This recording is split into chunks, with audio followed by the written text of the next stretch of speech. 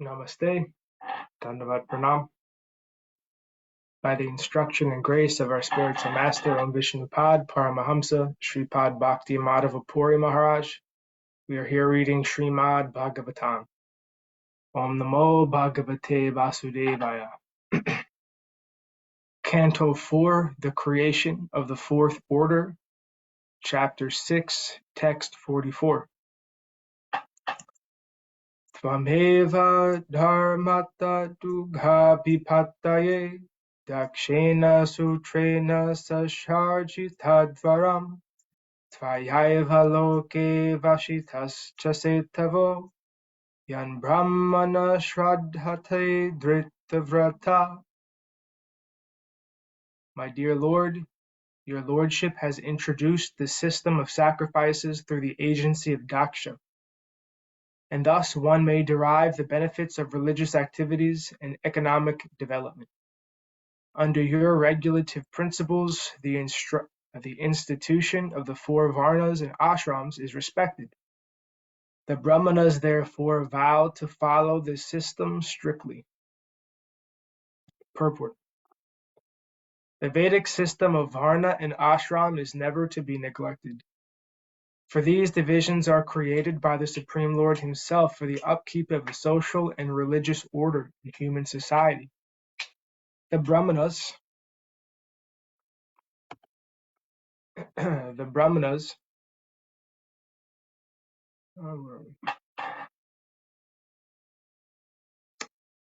Brahmanas as the intelligent class of men in society must vow to steadily respect this regulative principle.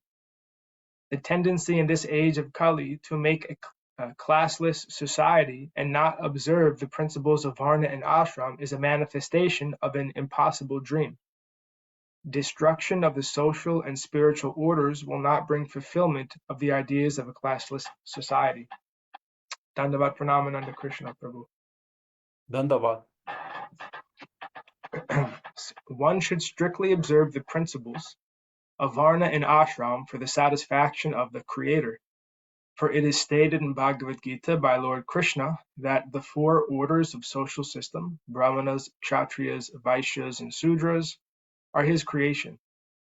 They should act according to the regulative principles of this institution and satisfy the Lord, just as different parts of the body all engage in the service of the whole.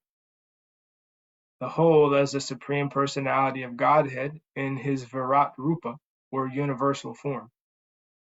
The Brahmanas, Kshatriyas, Vaishyas, and Sudras are respectively the mouth, arms, abdomen, and legs of the universal form of the Lord. As long as they are engaged in the service of the complete whole, their position is secure. Otherwise, they fall down from their respective positions and become degraded.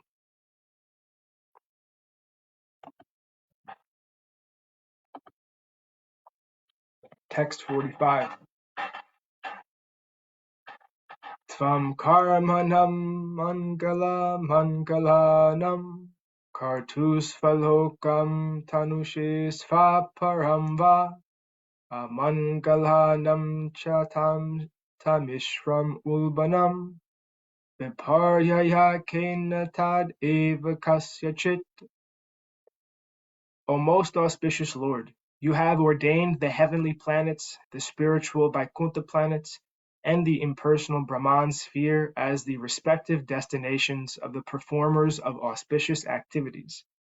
Similarly, for others who are miscreants, you have destined different kinds of hells which are horrible and ghastly.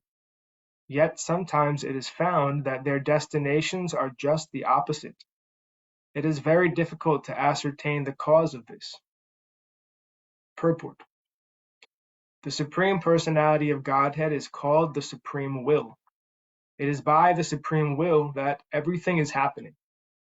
It is said, therefore, that not a blade of grass moves without the Supreme Will.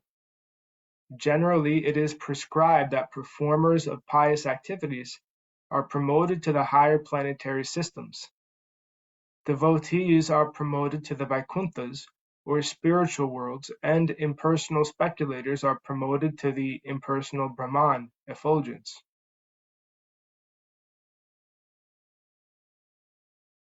But it is sometimes so happening that a miscreant like Ajamila is immediately promoted to Vaikuntha Loka simply by chanting the name of Narayan, although when Ajamila uttered this vibration he intended to call his son Narayan. Lord Narayan took it seriously and immediately gave him promotion to Vaikuntha Loka, despite his background, which was full of sinful activities.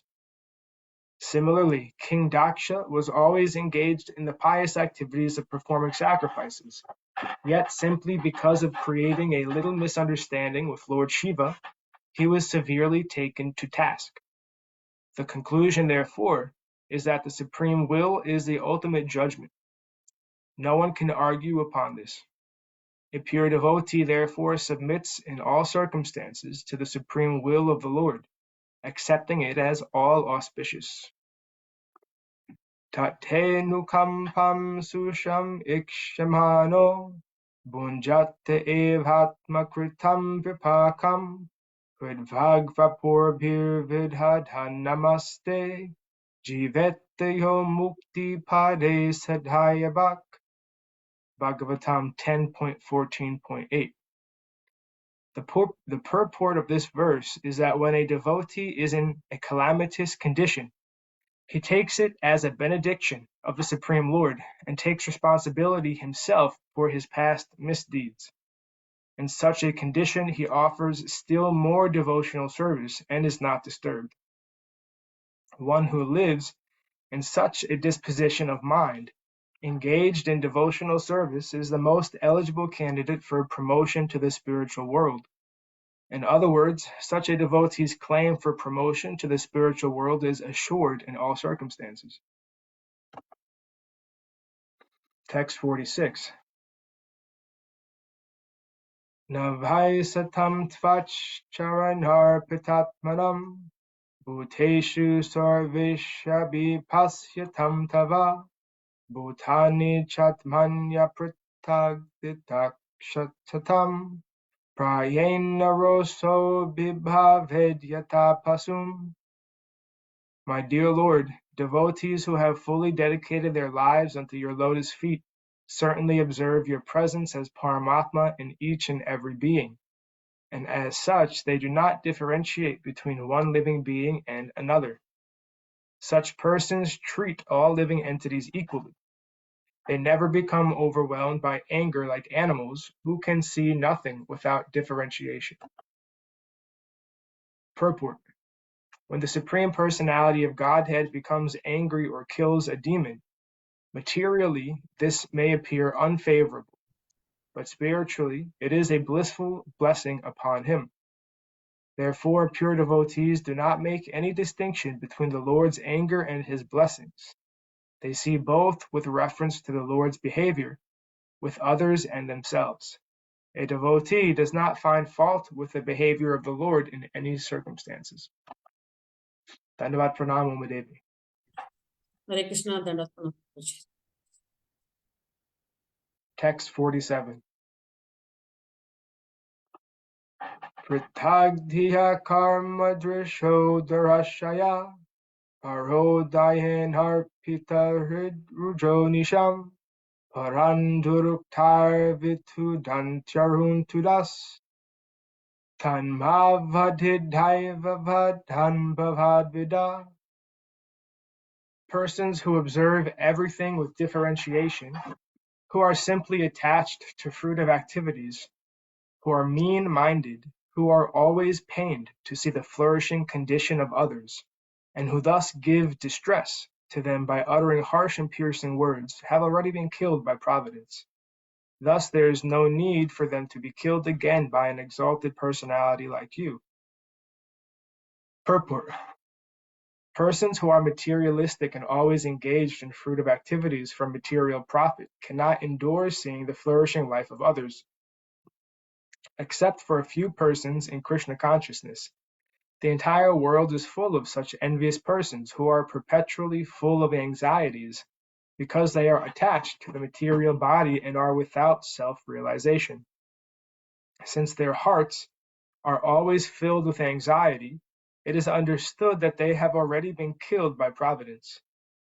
Thus Lord Śiva, as a self-realized Vaishnava, was advised not to kill Daksha.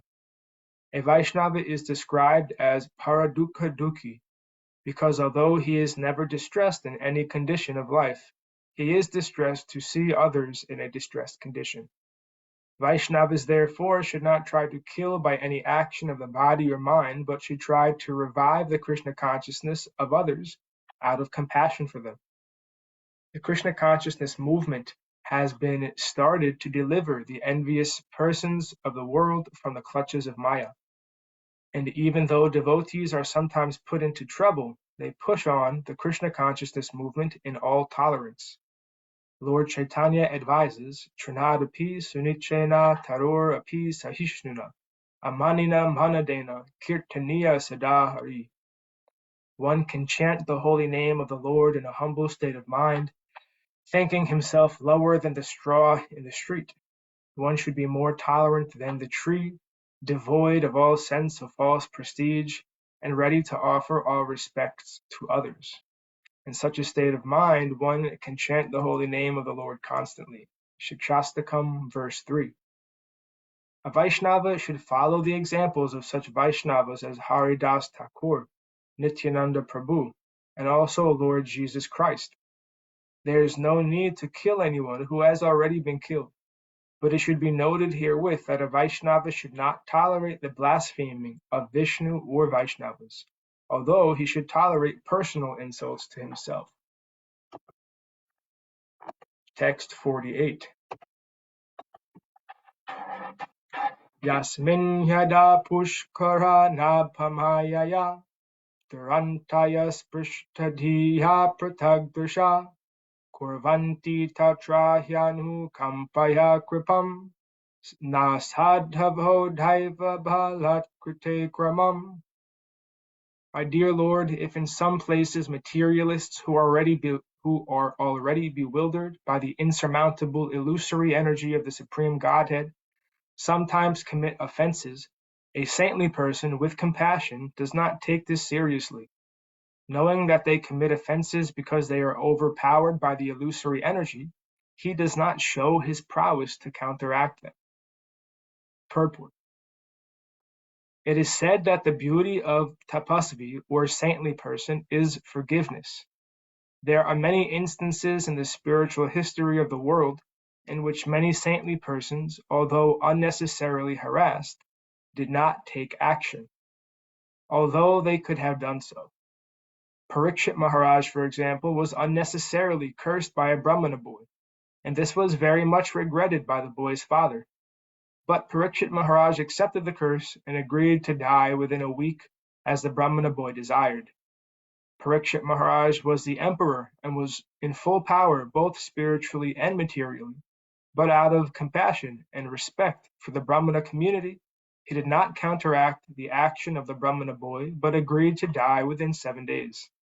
Because it was desired by Krishna that Parikshit Maharaj agreed to the punishment, so that the instruction of Srimad Bhagavatam would thus be revealed to the world, Parikshit Maharaj was advised not to take action. A Vaishnava is personally tolerant for the benefit of others. When he does not show his prowess, this does not mean he is lacking in strength. Rather, it indicates that he is tolerant for the welfare of the entire human society. Text 49. Bhavamstu pumsa paramasya mayaya durantaya sprishtamhati samastadrik taya hatatmasvanu karma chetasvi anugraham kartum iharhasi prabho. My dear Lord, you are never bewildered by the formidable influence of illusory energy, of the illusory energy of the Supreme Personality of Godhead.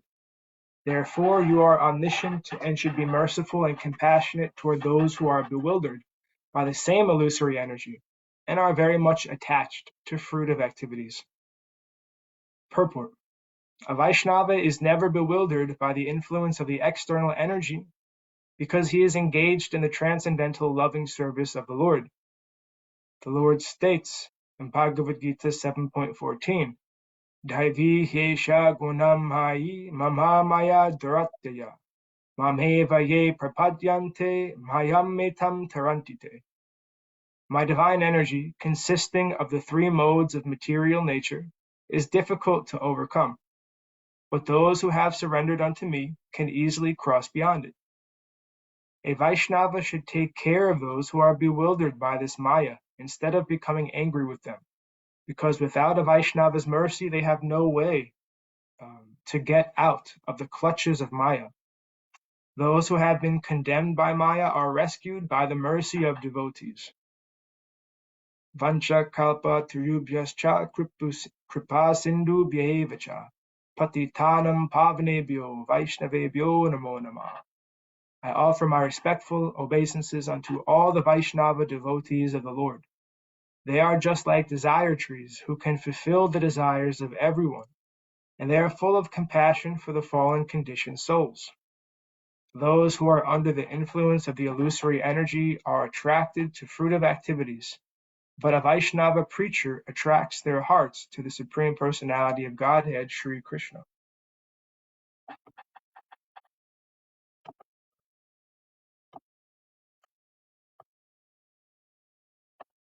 Text 50.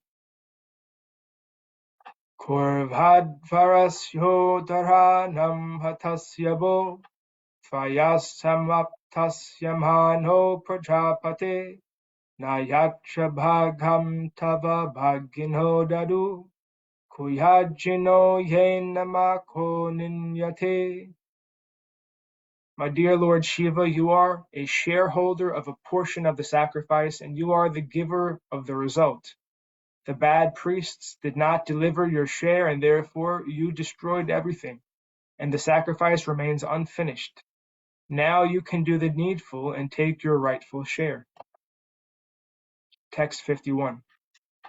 Jivatadhyajamano yam prapadye takshinhi bhaga brgo smashru nirohantu pushno dhantascha purvavat.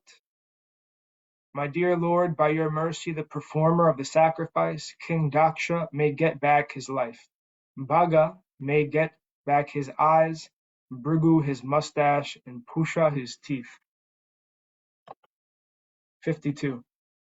Devanam bhagnagatranam ritvijam chayudhasmabi bhavatanu grihitanam asumanyostvan.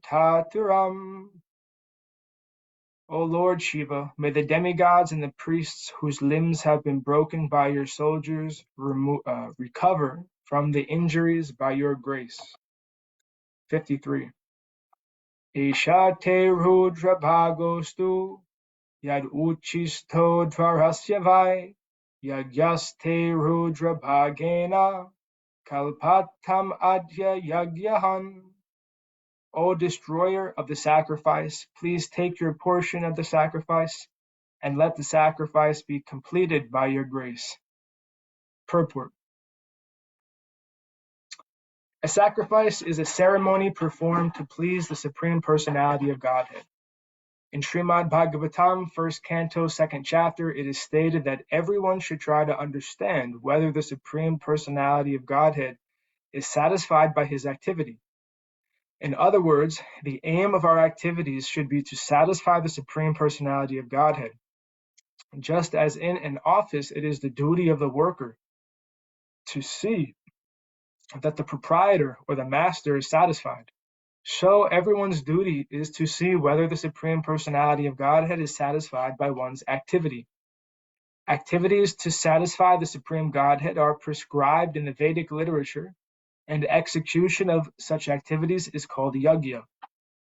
In other words, acting on behalf of the Supreme Lord is called yajna. One should know very well that any activity besides yajna is the cause of material bondage. That is explained in Bhagavad Gita 3.9. Yajhartat karma nyatra lokoyam karma bandhana. Karma bandhana means that if we do not work for the satisfaction of the Supreme Lord Vishnu, then the reaction of our work will bind us. One should not work for his own sense gratification. Everyone should work for the satisfaction of God. That is called yajna. After the yajna was performed by Daksha, all the demigods expected prasad, the remnants of foodstuffs offered to Vishnu. Lord Shiva is one of the demigods, so naturally he also expected his share of the prasad from the yajna. But Daksha, out of his envy of Lord Shiva, neither invited Shiva to participate in the yajna, nor gave him his share after the offering. But after the destruction of the yajna arena by the followers of Lord Shiva, Lord Brahma pacified him and assured him that he would get his share of prasad. Thus he was requested to rectify whatever destruction was caused by his followers. In Bhagavad Gita 3.11, it is said that all the demigods are satisfied when one performs yajna. Because the demigods expect prasad from yajnas, yajna must be performed. Those who engage in sense gratificatory, materialistic activities must perform yajna. Otherwise, they will be implicated. Thus, Daksha, being the father of mankind, was performing yajna, and Lord Shiva expected his share. But since Shiva was not invited, there was trouble. By the mediation of Lord Brahma, however, everything was settled satisfactorily. The performance of yajna is a very difficult task because all the demigods must be invited to participate in the yajna. In this Kali Yuga, it is not possible to perform such costly sacrifices, nor is it possible to invite the demigods to participate. Therefore, in this age, it is recommended Yajyai Sankirtana Prayar Yajantihi Sumedasa, Bhagavatam 11.5.32. Those who are intelligent should know that in Kali Yuga there is no possibility of performing the Vedic sacrifices. But unless one pleases the demigods, there will be no regulated seasonal activity of rainfall. Everything is controlled by the demigods. Under the circumstances in this age, in order to keep the balance of social peace and prosperity, all intelligent men should execute the performance of Sankirtan Yajna by chanting the holy names Hare Krishna, Krishna Krishna, Hare Hare, Hare Ram, Ram Ram, Hare Hare. One should invite people, chant Hare Krishna, and then distribute prasad. This yajna will satisfy all the demigods, and thus there will be peace and prosperity in the world. Another difficulty in performing the Vedic rituals is that if one fails to satisfy even one demigod out of the many hundreds of thousands of demigods, just as Daksha failed to satisfy Lord Shiva, there will be disaster. But in this age, the performance of sacrifice has been simplified. One can chant Hare Krishna, and by pleasing Krishna, one can satisfy all demigods automatically. Thus end the Bhaktivedanta purports of the 4th canto, 6th chapter of Srimad Bhagavatam, entitled Lord Brahma Satisfies Lord Shiva. And thus ends our reading for today. Were there any comments or questions from the assembled devotees?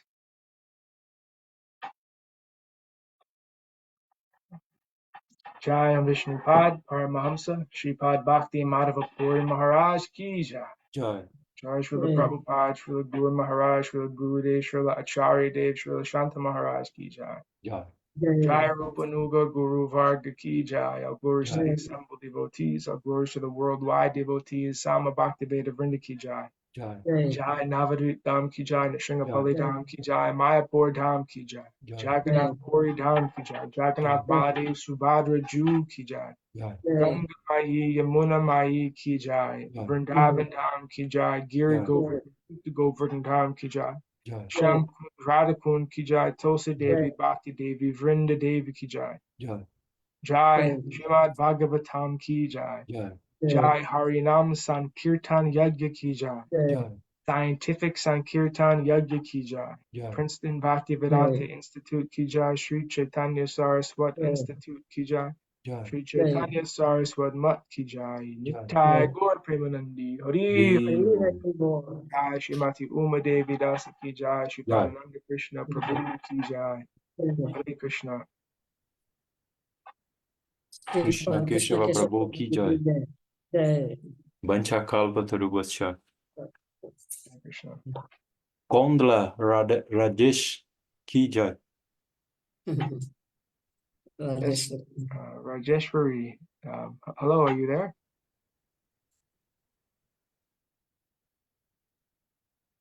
Okay.